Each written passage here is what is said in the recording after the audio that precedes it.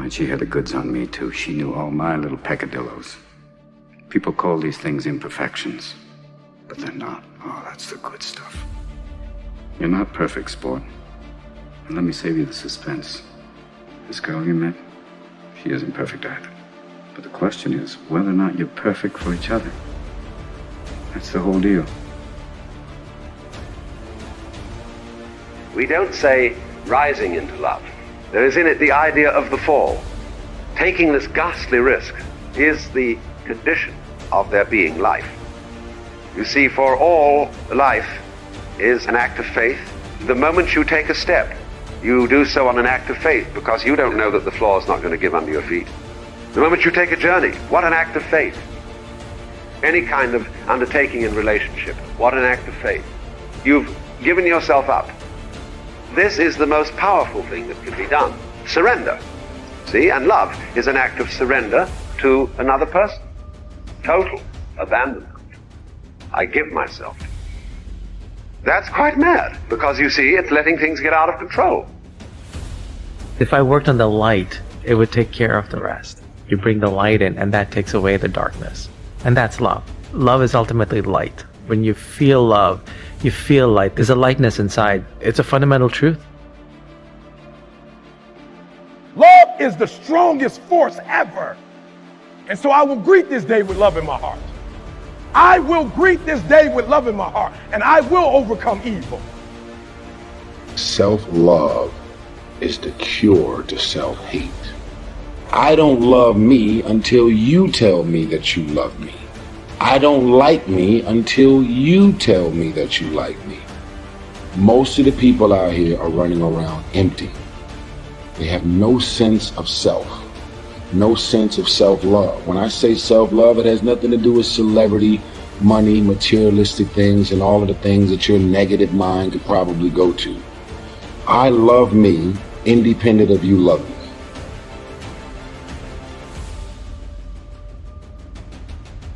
Before you can love someone regardless of their religious beliefs or their political beliefs or their economic status, whatever those things are, you gotta not only like you, but you gotta love you, and you gotta fall madly in love with you.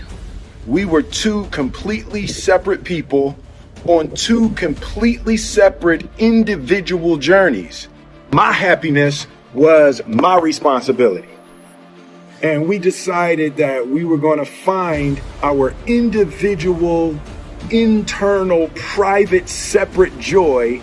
And then we were going to present ourselves to the relationship and to each other already happy. Place the responsibility for your happiness on yourself. I invested too much. I invested too much to quit. I made too many sacrifices to give up. I paid too much. I stood before your mama and your dad and said, till death do us part. If you leave, you will not leave me over the phone or through a letter. You will look me in my face and tell me you gone. After I bring you the roses.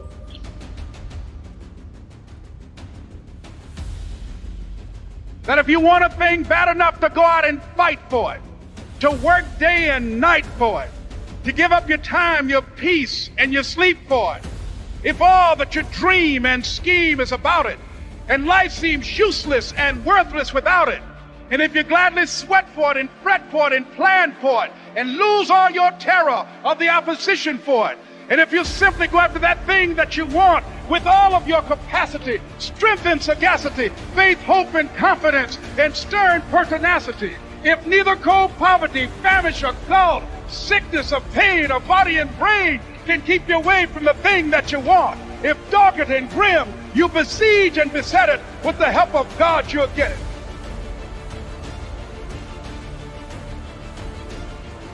Well, now really, when we go back then to falling in love and say it's crazy, falling.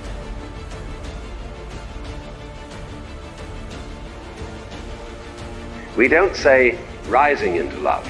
There is in it the idea of the fall. Taking this ghastly risk is the condition of there being life. You see, for all life is an act of faith. The moment you take a step, you do so on an act of faith because you don't know that the floor is not going to give under your feet. The moment you take a journey, what an act of faith. Any kind of undertaking in relationship, what an act of faith. You've given yourself up. This is the most powerful thing that can be done. Surrender. See, and love is an act of surrender to another person. Total abandonment. I give myself to you. That's quite mad, because you see, it's letting things get out of control. All sensible people keep things in control. Watch it, watch it, watch it. Police, security, vigilance, watch it. Guards, watch it. Who's going to watch the guards? Actually, what is really sensible is to let go, is to commit oneself, to give oneself up, and that's quite mad. So we come to the strange conclusion that in madness lies sanity. When you fall in love with somebody else and you trust them, they may, as a matter of fact, not fulfill your expectations. There will be disappointments and failures and disasters as a result of taking these risks. It's a gamble. But that risk has to be taken. The alternative to taking that risk is much worse than trusting and being deceived.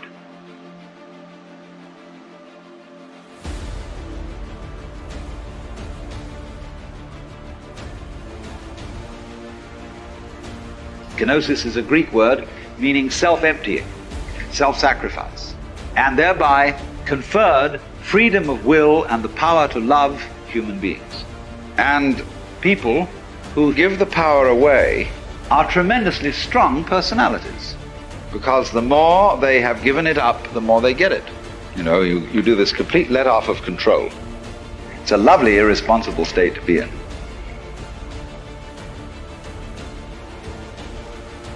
What I am involves what you are. If I am I because you are you, and you are you because I am I, then I am not I and you are not you. In other words, we are not separate. You can't, for example, have two sticks. You lean two sticks against each other and they stand up because they support each other. Take one away and the other falls. And so in exactly that way, we and our environment and all of us and each other are interdependent systems.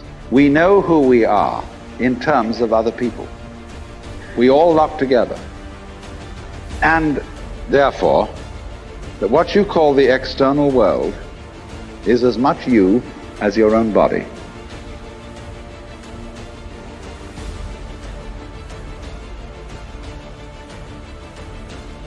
Love is not something that is a sort of rare commodity. Everybody has it. Existence is love. Because you see, in tying up love in knots and becoming incapable of it, you can't destroy this energy. When you won't love and you won't let it out, the thing comes out in the form of self-destruction. So everybody has the force running. The thing is, first of all, to get it moving.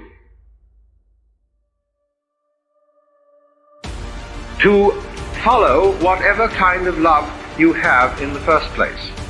The first thing then is to discover what indeed you do love, if anything, and you will find there is something. And then go into the nature of that. Now it's said that selfish people love themselves. I would say that that is really a misunderstanding of the whole thing. If you explore what you love when you say you love yourself, you will make the startling discovery that everything you love is something which you thought was other than yourself. You suddenly discover that yourself is bigger than you thought it was.